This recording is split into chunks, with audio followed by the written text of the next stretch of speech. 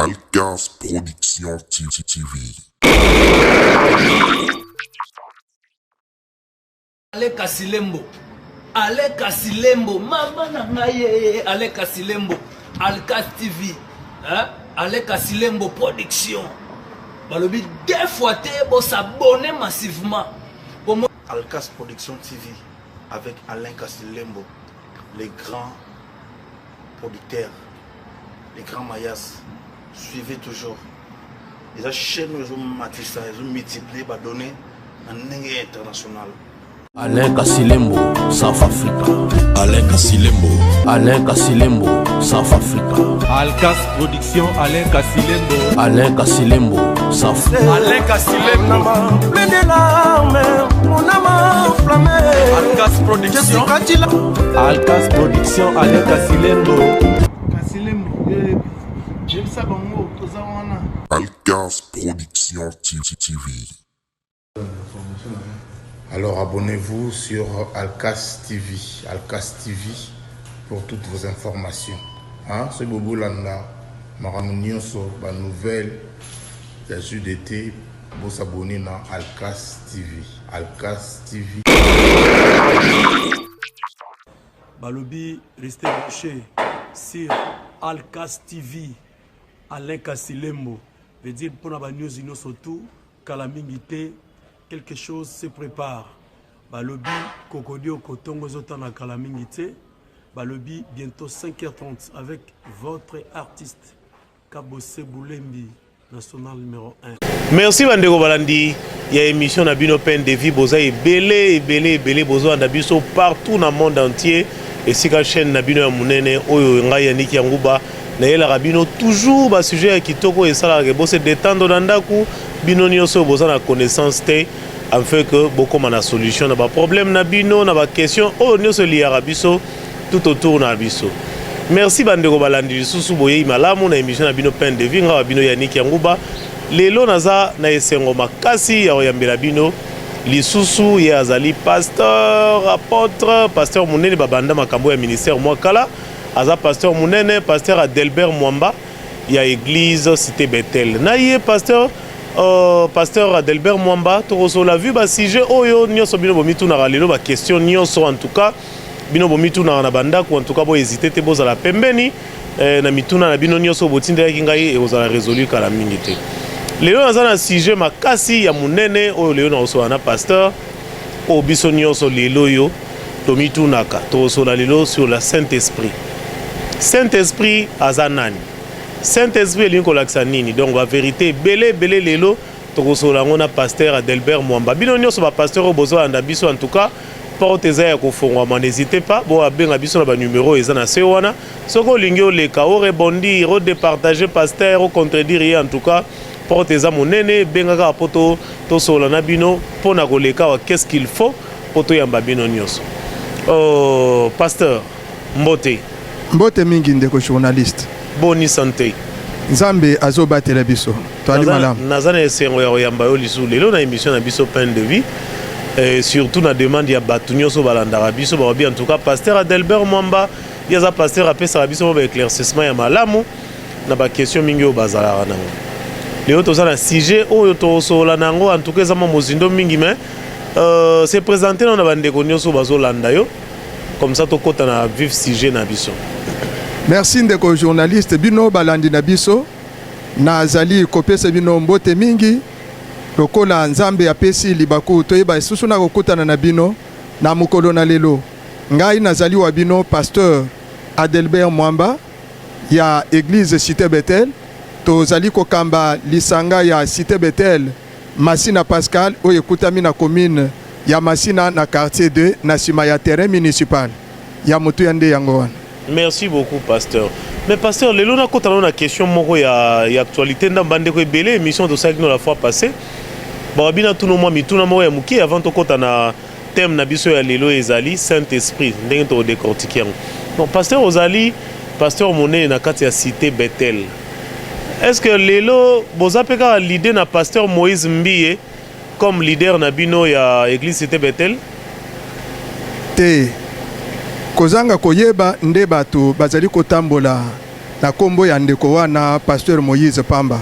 Azali ndeko na biso, azali pasteur kati na église Cité Bethel, mais yende leader na biso na communauté Cité Bethel te. Leader ya Cité Bethel to communauté Cité Bethel azali kaka moko, ezali ou azali apôtre Emmanuel Mbiye Moulaya.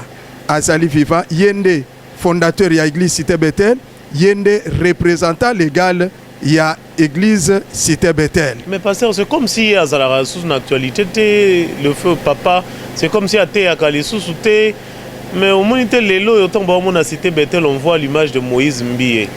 Mais quand tu contredis ezobi mondire moi malamu te nazo contredire te nazo loba vérité oyo ezali même eyebani même na l'état église Cité Bethel tozalaka na personnalité juridique tozali na statut tozali na règlement d'ordre intérieur oyo akoki na kocha oyo nga nazo loba tembe akende na ministère ya justice aya na kati ya église Cité Bethel akutana na bakambi mususu bazali wana akomona atanga statut ya église akokuta ke communauté Cité Bethel tozalaka na statut moko oyo ezali ko reconnaître que représentant légal père spirituel ya bana nyonso ya Bethel azali apôtre Emmanuel Mbiye Moulaya.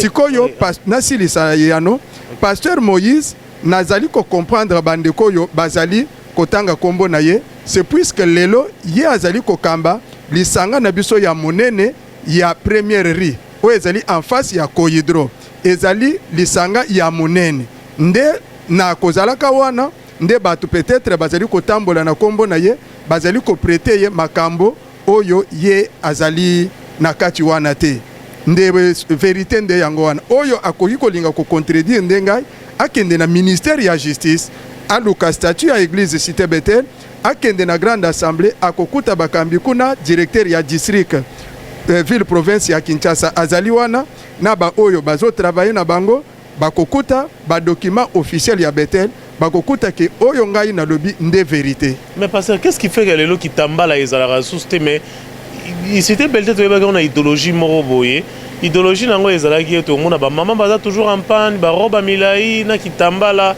mais si réellement Moïse Mbiye aza on dirait leader tendenge yo lobi wana mais on dirait qu'on arrivé na inde kitambala ezalaka susté ba ba roba milai ezalaka susté bon on dit ma ba pantalon et tout qu'est-ce qui fait ça te wana tango zali koloba ke kitambala ezalaka lisusu te ou bien ba panye eza lisusu te wana yo zali ko faire allusion ou bien batu bazali ko mona kaka grande assemblée oyo pasteur Moïse azali ko kamba wana mais Bethel ezali kaka grande assemblée wana te kuna mais na monene ndezo pesa image pasteur yango nazali ko loba oyo wana lelo oyo na Bethel ezali kaka assemblée locale lokola tokutami na Cité Bethel Masina Pascal ndenge Cité Bethel Kingasani Pascal Limete Salongo Kasavubu ezali alors na bisika nyonso ezali na oyo bandimaka oyo basalelaka makambo bateyaka bango na oyo basalelaka te nde okomona ke même na grande assemblée wana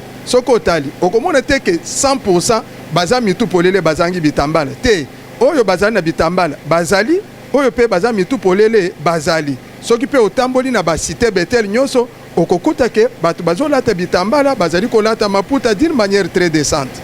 Okay.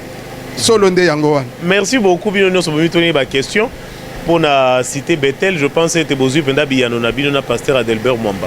Pasteur siko to kota na sujet na biso o eza vifo batu nyonso bazozela biso na banda kutoto kisa mwa muke. Sujet na biso alelo ezali tuzo décortiquer Saint-Esprit. Pour expliquer biso nano Saint-Esprit aza nani, aza mutu, aza niama, aza nzete, aza eloko nini. Qui est le Saint-Esprit réellement? Merci ndeko journaliste. Oui. Et yano na mutuna oyo tuni pona bandeko balandi. Ngai mutuna kopesa ngote e liloba na Nzambe nde kopesa yango. Alors okopesa nzela totanga makomi oui, po ete tozali koloba makambo ya Nzambe toyeba na kotanga makomi Nzambe ye moko apesa biso biyano na maloba na ye nazali kotanga nanu mukanda ya Genèse chapitre 1 verset 2 Genèse chapitre 1 verset 2 alors na kotanga makomi mibale yo ndeko koma pe tanga na ngai pe toye kotanga ya mibale.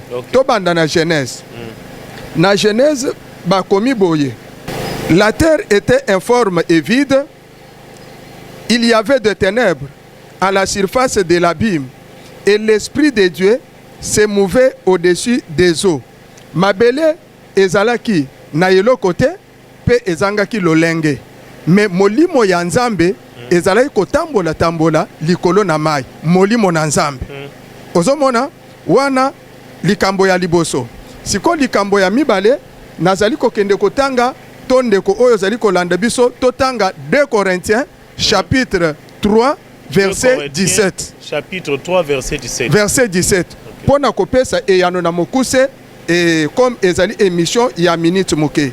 Tozali kofungola mokanda na Nzambe ndeko yope ozali na Bible kende kofungola 2 Corinthiens chapitre 3 verset 17. Bakomi boye tozali kotanga or le Seigneur c'est l'esprit et bolimbisa et là où est l'esprit du Seigneur là est la liberté. Apôtre Paul alobi or le Seigneur c'est l'esprit. Pe côté to utangi liboso na Genèse balobi ke mabele ezalaki vide molimo ya Nzambe ezalaki kotambola tambola likolo na mai. Pona kotalisa yonde kozali kolanda biso pe koyebisa bandeko na mokuse Saint-Esprit azali eloko te azali nyamate. Saint-Esprit otobengi yende Nzambe ye moko. Saint-Esprit nde Nzambe ye moko. Azali molimo, c'est pourquoi azali koya kofanda kati na batu tobengi ye Saint-Esprit. Na mokuse Saint-Esprit nde Nzambe ye moko. Saint-Esprit nde Nzambe. Oui. Mais Saint-Esprit to souvent na Saint-Esprit wana ya Saint-Esprit. Saint-Esprit apportera nini na vie ya moto? Likambo ya liboso? Oui. Bozali ya Saint-Esprit. Lokona na lobi bozali ya Nzambe kati na bomo ya moto to na nzoto ya moto eloko ya munene Saint-Esprit ezali komema ezali bonzambe. Bonzambe kati na bomo ipe kati na nzoto ya moto. Poete maloba na Nzambe ezali kotalisa biso ete nzoto oyo to kelami na yango ewuti na putulu ezali na bamposa oyo ekesani na molimo. Nde kolobete mutu soka alingi kotambola na Nzambe eke ayamba molimo monsantu to azali na yango te ezali pasi abenga mwana na Nzambe to ezali pasi atosa liloba na Nzambe ezali pasi asalela Nzambe poete nzoto na botabu na yango ekoki na kosalela Nzambe te ekoki na kotambola kolandisa liloba na Nzambe te nzoto ekoki na kotosa liloba na Nzambe te. Alors Saint-Esprit tango azali koya kati na nzoto ya moto azali kopesa lolenge ya bonzambe poete moto ayeba na kotambola na Nzambe malamu, moto ayeba na kotambola na liloba na Nzambe, moto ayeba na kotosa liloba na Nzambe.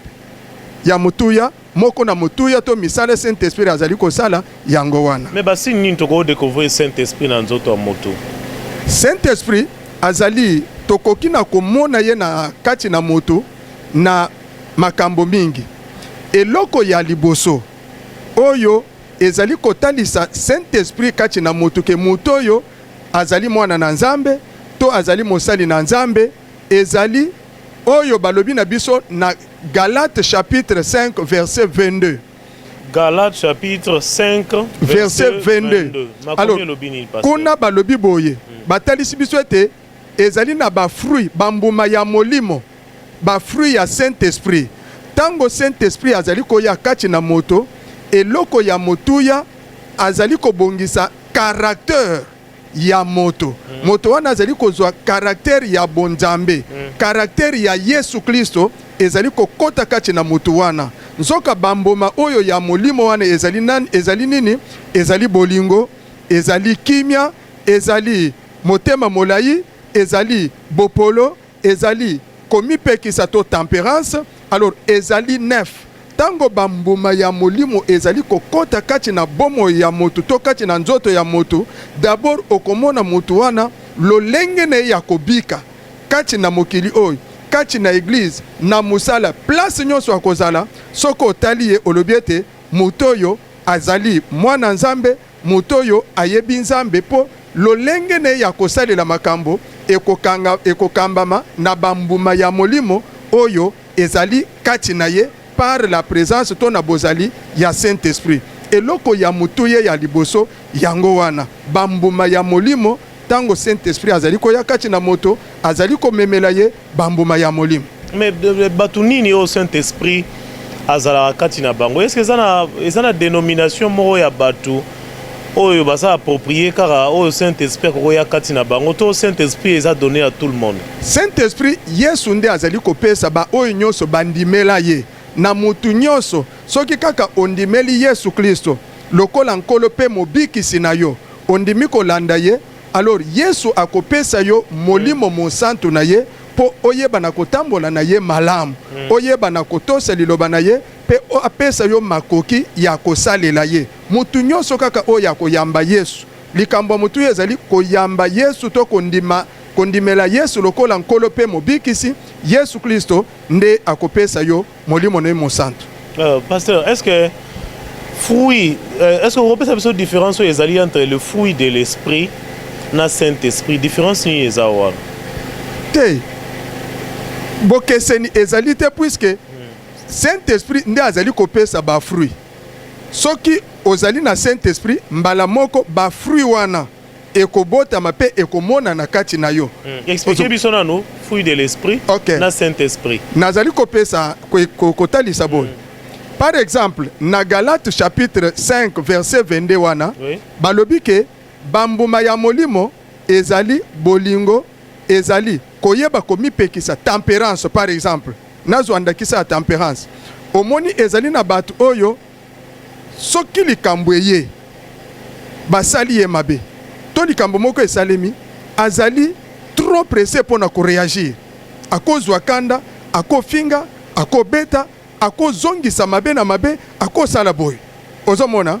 Alors, maintenant tango mutu azali na Saint-Esprit afandi bien, aye azali na bambuma ya molimo, bakoyi kosala ye likambo. Akomona likambo ya mabe, bakoyi kofinga ye, bakoyi kotonga ye, bakoyi kosala ye mabe, bakopesa sango ya mabe, ou bien sango moko boye pour que azala émotionné tout ça, mais okomona tango akolinga a agir ou à réagir, okomona Saint-Esprit par les fruits ou bien nanzele ambuma ya komipekisa o tolobi tempérance akokanga mutu wana akoyeba na kowelela kosala likambo wana te akofanda nye et puis likambo wana akolandela ngo malembe ozomona présence ya Saint-Esprit kati na ye ememeli ye fruit wana ya komipekisa liboso ya makambo moko boye, alors mutu wana mipekisi.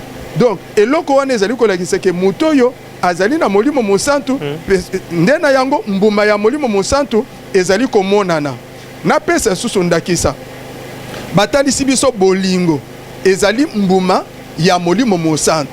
Tango ezali na molimo mosantu okomona mutu oyo ayebi Nzambe azali kolinga Nzambe pe azali kolinga mutu nyonso. Ndenge Yesu alobi atako banguna okomona akolinga ye mutu asaleli ye mabe akoyina ye te akolimbisa ye pe mutu wana soka azali na nzala okoyi kozwa eloko akolia opesi ye oyebisi ye mabe oyo osali ngai Nzambe nde akofuta yo me ngai naza no problème te. Alors po mutu asala boye akoko kosala boye esengeli Saint-Esprit ezala kati na ye po akopesa kati na ye mbuma ya molimo oyo ezali bolingo. Nde Saint-Esprit mbuma plutôt Saint-Esprit akotalisa mabongo. Donc okoyi kokabola mbuma na Saint-Esprit te po soki Saint-Esprit azate okoyi kozala pe na mbuma ya molimo te.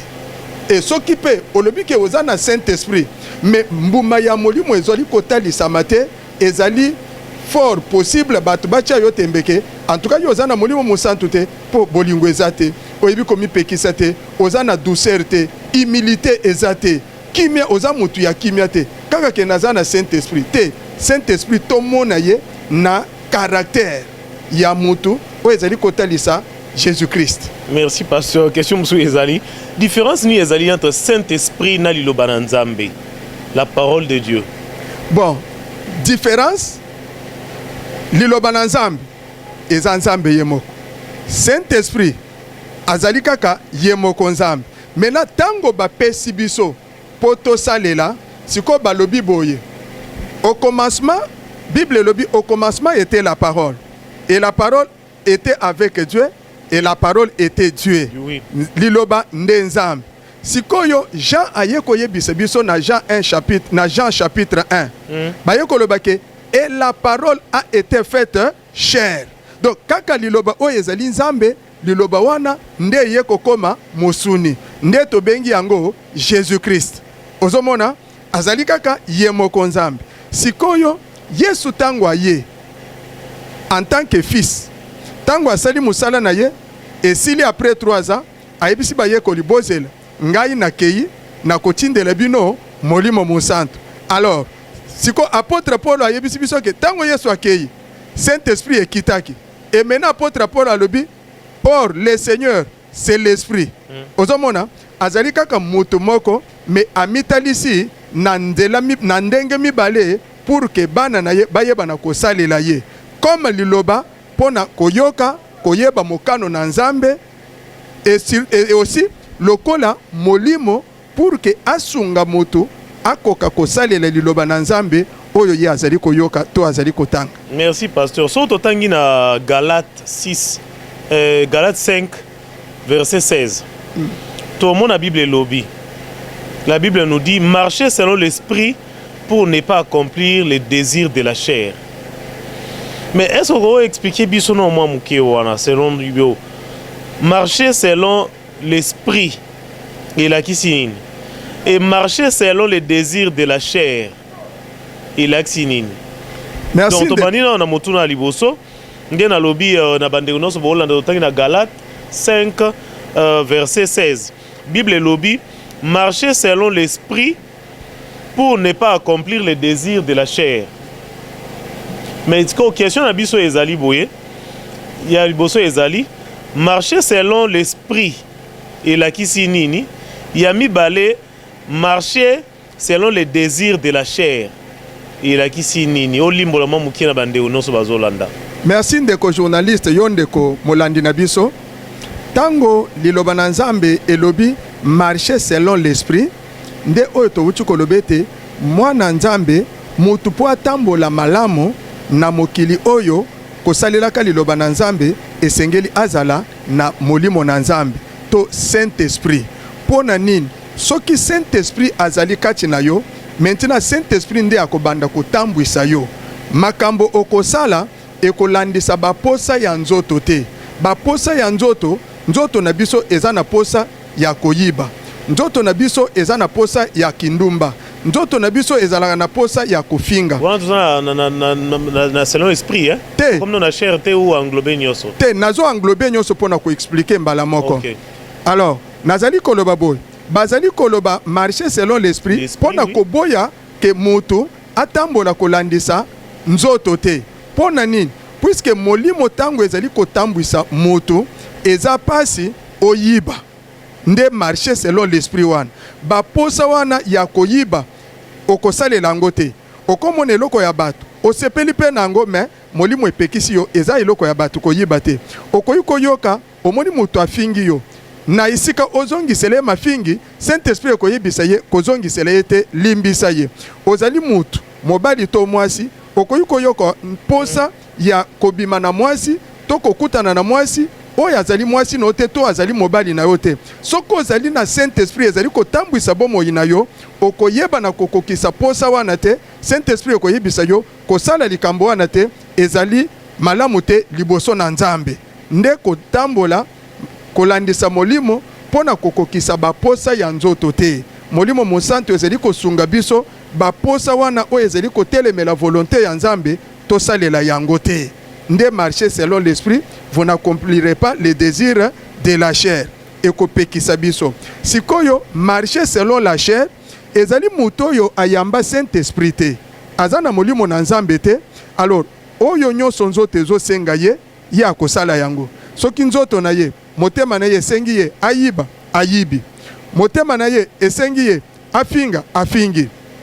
Nazo pesa yo ndakisa baninga mi, nazo limbola na ndakisa moko.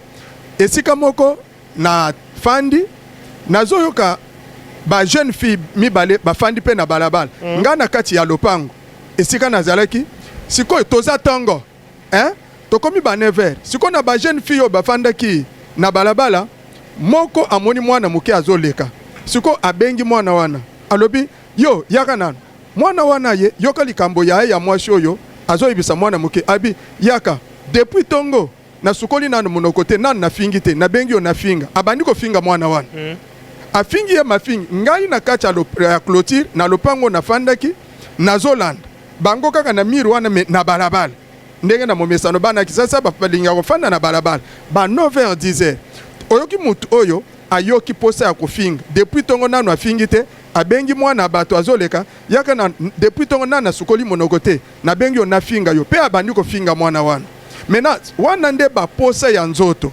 alors soki mutu aza na Saint-Esprit akoyi kosala eloko wana te po molimo monsantu ekomema ye asala makambo wana te abanga nzambe. Merci beaucoup pasteur. Mais motuna nanga muso ezaboy lelo to mona yango ebele na ba église, ça se fait partout na ba église na etonga na nzambe. Est-ce que nécessairement ceux qui molimo na nzambe à côté li batu peut-être na église en pleine prière, c'est nécessairement mutu fa comme agiter nde to mona mutu mususu akwei azobaluka na mabele, c'est est-ce que ça vraiment c'est nécessairement possible? Ezali likambo moko normal, il faut esali maka mais ekoki kozala tango nyonso te et puis na batu nyonso église mobimba te. Alors lokola na yebi spiritualité ya batu oyo milimo wana esalaka na église wana te eza pasi, mais oyo bible ezali kotalisa biso ezali ete tango mosali na nzambe ou bien batu bazo sambela esika moko Saint-Esprit na nguya na ye soki ezali na kati na bango to bazo sambelela mutu ezali na batu oyo bazali na ba maladi wana ekolongwa, ezali na batu oyo bazali pe kobela mais maladi wana ezali soutenu et même maladi wana baye nango na nzoto na bango na milimo mabe na tango wana puissance ya Saint-Esprit tango ezali kosimba mutu ya boye alors moi accrochage bokutani wana ezali kosalema ya molimo na nzambe na molimo mabe oyo ezali kati na mutu ou bien malade ou bien possession démoniaque. Alors mutu wana tango Saint-Esprit akomi ko benga na démon wana akoki kozala certainement agité, akoki kokweya, akoki ko baluka, ezali ba mouvement normal na muto ya zali possédé. Mais qu'est-ce qui fait que dans l'église musu to mona ngote na l'église protestante, na l'église catholique que molimo na nzambe soka koti omoni mutu peut-être comme baluka na mabele akweyi il va même ba beti mutu na se. Mais qu'est-ce qui fait que dans l'église musu peut-être ba catholique, ba protestant et tout le monde a ngote na ba musulman ils a raté. Bon, eza problème ya mi dans l'église de réveil. OK. Ezali d'abord problème ya présence ya Saint-Esprit. Donc c'est que bango bazana na Saint-Esprit te. Esengelo kende kotala kotuna bango. Ngai nayebi makambo na bango te, mais oyo nayebi ke esika Saint-Esprit ezali. Batu nyonso te. Nde chaque jour pe ya kirte te, batu bakobanda kaka kokoya sinon ekokoma distraction, ekokoma sous Saint-Esprit te, ekokoma distraction na ba makambo mususu. Mais esika Saint-Esprit azali, tango babeli bazali koya, Saint-Esprit akobikisa bango. Tango batu balatisa mina milium mabe bazali koya, Saint-Esprit akodélivrer bango pe batu wana bakokoma libre. Mais elingi koloba te ke mikolo nyonso. Mais ekoki kosalema pe te na église batu bayaka depuis babanda koya. Ozomona ba posséder bazawan, banganga bazo yawan, bandoki bazo yawan, ndenge bayaka bazozong, ndenge bayaka bazozong. Saint-Esprit azali ko délivrer bangote là peut-être que Saint-Esprit yango eza yango eza pe kunate. C'est comme ça ko komona bisika mususu kimia boy otangi bandeko otangi confession religieuse moko wana nazo répondre nde na question na yo. Bango baloba te que pasteur wana attaquer bisote nazo répondre nde na question à journaliste. Otangi par exemple les propos tenus engagent que le propriétaire na otangi par exemple ba musulman bango bazali ba chrétien te. D'accord. Saint-Esprit Yesu nde azali kopesa na église na ye. Alors bango bakoyi kozala na Saint-Esprit te puisque bango bandimela Yesu te. Alors kuna ba makambo wana ya moto azala délivrer tout ça okomona yango te. C'est tout à fait normal. Saint-Esprit Jésus-Christ nde azali kopesa na ba bandimela ye pona musala na ye po batambola kolandisa liloba na ye e nasuka Saint-Esprit nde ekosonga bango po bamatana lola basangola bokonzi ya likolo. Si ça n'a pas passé. Maintenant, ce qui Saint-Esprit ezali te c'est tout à fait normal okomona peke bato bayaka bazongaka mais na kati wana baposede bazali bato bazana maladi soutenir na milimo mabe bazali po tomoni Yesu mais ça arrive aussi mutu ya masumu pe ebele boye Saint-Esprit kiteli akwei mutu ya masumu soki Saint-Esprit ekiteli akwei soki atelemi preuve yake asimbami na Saint-Esprit okomona lobi akosala masumu wana te ifo atika mais soki mutu aza moyibi ebele bate bakweyaka mpe akwei me lobi azaka na bondumba lobi azaka na wana sikoyo wana seke eza lokuta wana sikoyo question ekomi mutu oyo akoki kopesa question wana malamu pasteur ya mutu wana po ntango amoni mutu akwei azalaki moyibi basambeli akwei lobi ayibi lisusu baye kilt akwei lobi asambeli ayibi lisusu alors pasteur il faut abenga mutu wana basolola ekomi problème sikoyo ya cure d'âme ya entretien particulier na mutu wana pona koyeba problème wana ezali kowuta wapi alors ezali ko engager pasteur na ye mutu wana nde lisolo wana ekoyi kobetama pona kosunga ndeko wana. Merci pasteur. Mais siko lelo pe question moko boye lelo to bato baza dérangé un peu partout. Les gens sont dérangés na makambo lelo yo to lembi makambo ya parler en langue. Est-ce que c'est nécessairement aussi ce qui Saint-Esprit a continué à kati ya mutu il faut ka parler alo ba munoromo boyo peut-être bato nyonso ba en incapacité à yoka ngo nde bobenga ngo parler en langue. OK. Biso nde to bengi yango te. Bible lobi boy. Parler en langue ezali oyo Bible etalisi biso na Acte chapitre 2. Acte chapitre 2. Chapitre 2. Oui. Tanga okomona ete mukolo Saint-Esprit ekitelaki bayekoli. Bandeko tozali kopesa bino makomi peut-être biso temps ya kotanga ezate pona ko économiser temps. Mais zwa mukanda ya misala bantoma na mokapo nango ya mibale otanga okomona mukolo yo Saint-Esprit ekitelaki bayekoli. Alors parler en langue ezali signe ya liboso oyo tango Saint-Esprit akitelaki batu oyo basanganaki signe ya liboso ya kotalisa batu mususu ete bato oyo bakomi na molimo na Nzambe bazali susu batu ordinaire neti binote ezali signe wana ezalaki ezalaki parler en langue tango Saint-Esprit ekitelaka batu na mokolo tobengi ya Pentecôte bazalaki ebele na ndaku alors balobi bango nyonso balobaki en langue sikoyo bato bayaki na Jérusalem na fête na bango bayudo basanganaki na Jérusalem na fête na bango ya cinquantenaire bazalaki curieux ya komona likambo ya sika ikomi na mukili na bango oyo eza nini bato oyo balangwe masanga tusa nde apôtre Pierre alobi te bato oyo balangwe masanga te ezali bokokisami ya liloba oyo prophète Joël alobaki ete na mikolo ya suka molimo na ngai na kosopango likolo ya batu nyonso ya mibali pe basi bakoloba minoko asika bakosakola prophétie ya Joël wana ekokisami nde lelo ozomona ezali parmi ba signe précurseur to ya ebandeli oyo etalisake no batu bayambi molimo monsanto et ezali ko continuer pe kosalema kino lelo alors na banza question na yo place ezali nazo comprendre pe nazali ko répondre que pas si lelo ezali ete ba parler en langue ya solo ya lokuta ekoti puisque parler en langue bakoki ko lakisa yango mutu te ngai pasteur nakoki ko lakisa yo mondimi mwana Nzambe ndenge nini ya ko parler en langue te alors na yokaka ke ezali na bisika oyo balakisaka bato parler en langue sala pa po Roborianda shikeria baba mikolo nyonso ezali kaka sika pasteur na kati yote kilte bandi sika donc na bandika roborianda baba shikarianda chaque jour alobaka bongo te na banza place wana nde bato oyo bazali kati na église ya Kristo te bazwi libaku te pe bazwi nzela ya kofinga biso po désordre ekoti kuna surtout na parler en langue et na prophétie lokuta ekomi mingi ba parler en langue oyo bazolakisa bato na ba tableau na ba centre tout ça ya lokuta ezali mais eli koloba te ke parler en langue comme don du Saint-Esprit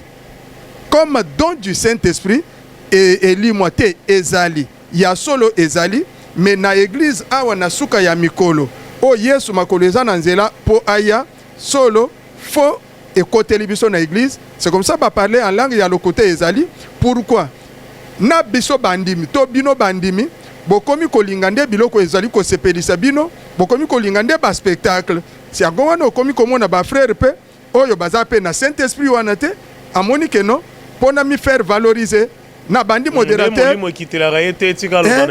asali eloko wana, mais eza na litomba te soka asali yango eza ya lokuta. Mais lolenge nini azo perdre temps na courir derrière temps. Lolenge nini to découvrir langue ya solo. Oye outil pas moli outil pas ya nzambe directement. Et en plus au pesi biso pe mbala moko mutu nini oyo aza approprié oyo akoki koloba langue. Hein, répondre biso en gros mbala moko pour to courir derrière. Na bandera na oya suka parler en langue ezali donc nzambe to Yesu azali kopesa ngo na nzela ya molimo mosantu na mutu oyo ye alingi. Ozomona eza na catégorie ya batu bapona mateke oyo nde bakoyi kopesa donc ya parler en langue oyo wana nde bakoyi kopesa yete ezali na souveraineté ya Yesu na Saint-Esprit ou bien ya nzambe. D'accord? Mutu oyo asepeli kopesa akopesa ye. Alors koyeba que oyo langue oyo ezali ya lokuta oyo ezali ya solo wana il faut nzambe asunga mutu nyonso azala pe na don oyo tobengi don ya discernement ou bien azala na Saint-Esprit po na nzela ya don ya discernement nzambe asunga yo o comprendre que sœur oyo to frère oyo azali kosala eza lokuta ezali ya nzambe te.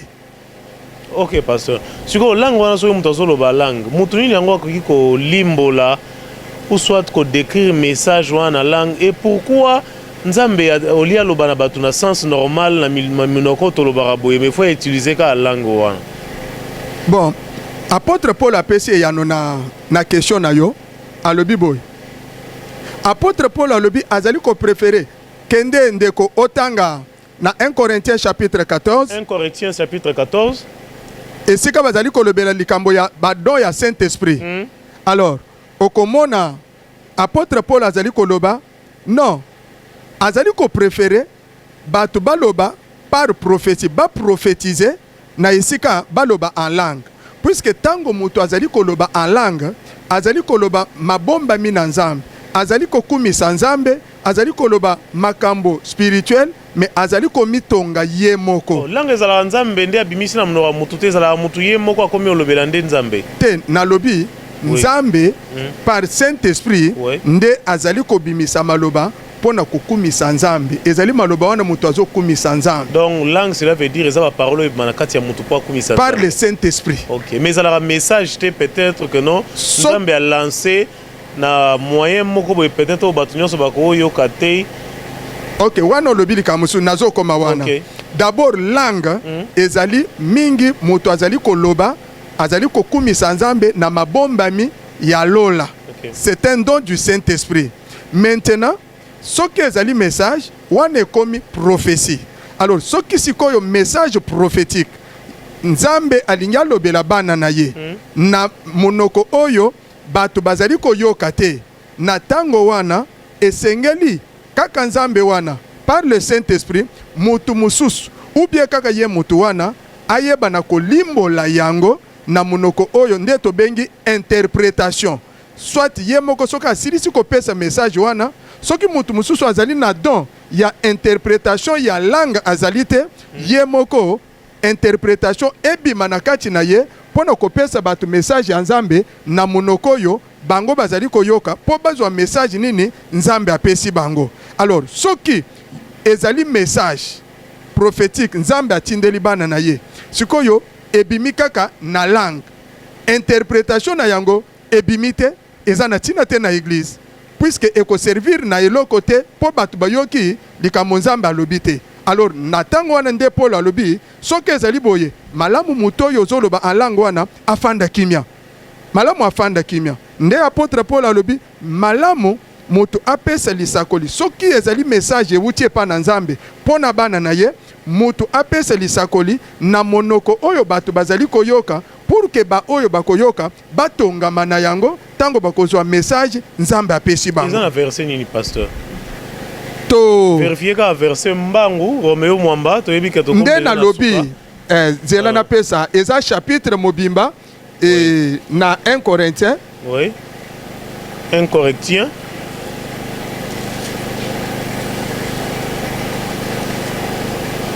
Un Corinthiens chapitre combien pasteur na bande nyonso bazolanda parce que temps ya ko fêter ba Bible na bango.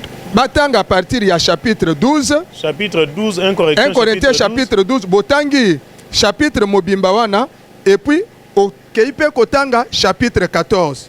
Otangi chapitre 12 osilisi oye kotanga pe chapitre 14 ba détail nyonso wana eza na chapitre mibale wana awa pona ngonga ndeko toyebi na kotanga te ozomona alors oyo nzambe azolinga te apôtre Paul alobi désordre ndenge outi koloba wana ndeko okoki kozala na message te ke nzambe apesi église mais osuka koloba ngo kaka langue abababababa osuki wana c'est que ezalaki tango mususu moto azokumisa nzambe ye moko esuki wana mais message pasteur nakati yote comment est-ce que moto akokumisa nzambe na langue moko ye moko ko maîtriser te ezali donc il y a Saint-Esprit batouana bazali c'est tout à fait normal. Mais il y a des gens qui parlent en langue makambo ye moko lo bayebi yango te. Mais il faut essayer mandenga wana puisque natango wana ye akoyeba te puisque natango wana molimo na biso bato conscience na biso bato ezali stérile ezali susu kosala te bakomi komema yo na makambo oyo yo moko mitindiki te bazo mema yo Saint-Esprit azo kumba yo. C'est tout à fait normal mutu azali inconscient et molimo na biso ezali stérile. C'est tout à fait normal. Merci pour akanaki yangote en pleine prière, en pleine circonstance et Saint-Esprit a mémie. C'est tout à fait normal. OK, merci beaucoup pasteur. Pasteur, s'il faut conclure dans sujet à l'élo, na ebi que sujet à l'élo en tout cas c'est trop profond. Ba question ezala qui est belé autour de pasteur en tout cas vu tango troye ko tuna pasteur te mena yebi numéro mususu to sala en tout cas to continuer sika to suki lelo. Pasteur, s'il faut conseiller na ba na nzambe nyonso na sujet à l'élo to lobeli ya Saint-Esprit, il faut recadrer bango to rebondir lancer un message na ba na nzambe yo pe s'adresse na bato nyonso ba tout sami pona romona yo dites un mot na bato nyonso bazolanda yo. Merci ndeko bandeko balandi na biso thème oyo to sololi lelo ezali likambo munene bomoi na nzambe centre nango eza Saint-Esprit Yesu Kristo mokonzi na biso ye moko tango abotamaki lokola mutu lokola mwana avant abanda ministère na ye il fallait que nano Saint-Esprit ekitela ye na sima ya Saint-Esprit ko kitela ye nde ye abimaki pona ko banda musala na nzambe yango wana nazali kolobete ozali mo Kristo ozali mwana nzambe olingi kotambola na nzambe malamu olingi kokota bokonzi ya likolo désirer Saint-Esprit ozala baptisé dans le Saint-Esprit okotambola malamu na nzambe Saint-Esprit kati na yo ekopesa yo ba qualité oyo tobengi ba fruit ya Saint-Esprit po epesa yo caractère ya mo Kristo na sima ya ba caractère ya mo Kristo oyo tobengi ba fruit ezali na eloko oyo tolobi par-ci par-là par la question ou bien nanzela la question ya ndeko journaliste tobengi don ya Saint-Esprit don ya Saint-Esprit ezali charisme makoki to capacité spirituelle oyo nzambe azali kopesa bana na ye po bakoka kosalela ye mais ezali biloko mibale ekesani esengeli ozala na ba qualité oyo tobengi ba fruit pour que otambola lokola mwana nzambe pe don ezala pour que ozala na makoki ya kosalela nzambe et soko zangi Saint-Esprit ekozala pasi po otambola malamu na nzambe alors to désirer yango mbala sima soki Yesu apesi biso occasion tokokota suna mozindo po ete makambo ezali ebele ya koloba na Saint-Esprit. Merci beaucoup. Merci pasteur. Pesa adresse à l'église rapidement na bato nyonso ba Holanda yo. Adresse à l'église balingi komona yo. Tokutami na commune ya Masina na quartier D avenue Kabama numéro 58 derrière terrain municipal. Merci beaucoup. Bon numéro à téléphone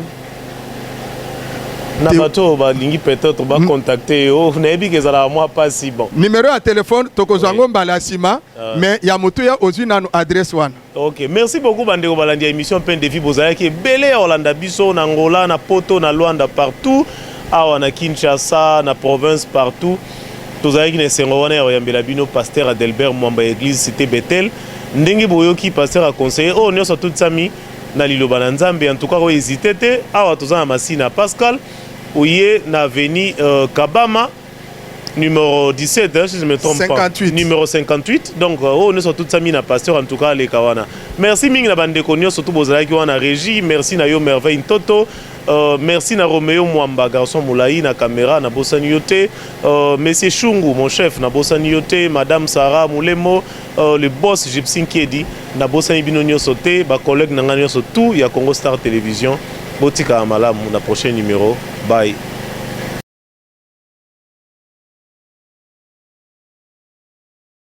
Alcas Production TV.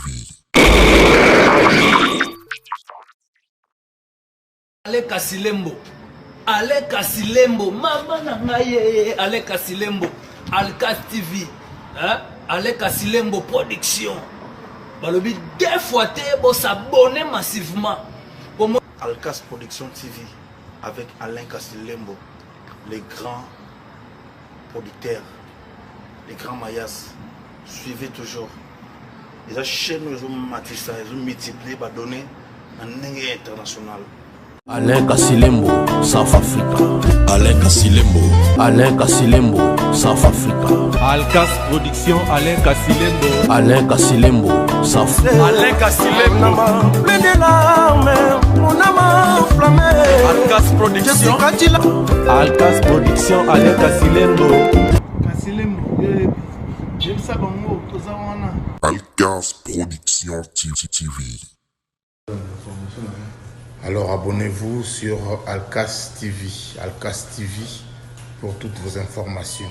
Hein? C'est Bobo Landa. Maramounion sur la nouvelle. Il y a juste d'été. Vous s'abonner dans Alcas TV. Alcas TV. Balobi, restez branchés sur Alcas TV. Alain Kasilembo. Veut dire pour la news surtout Kalamingité. Quelque chose se prépare. Balobi, Kokodio, Kotongo, Zotana, Kalamingité. Balobi, bientôt 5h30 avec votre artiste Kabose Boulembi, national numéro 1.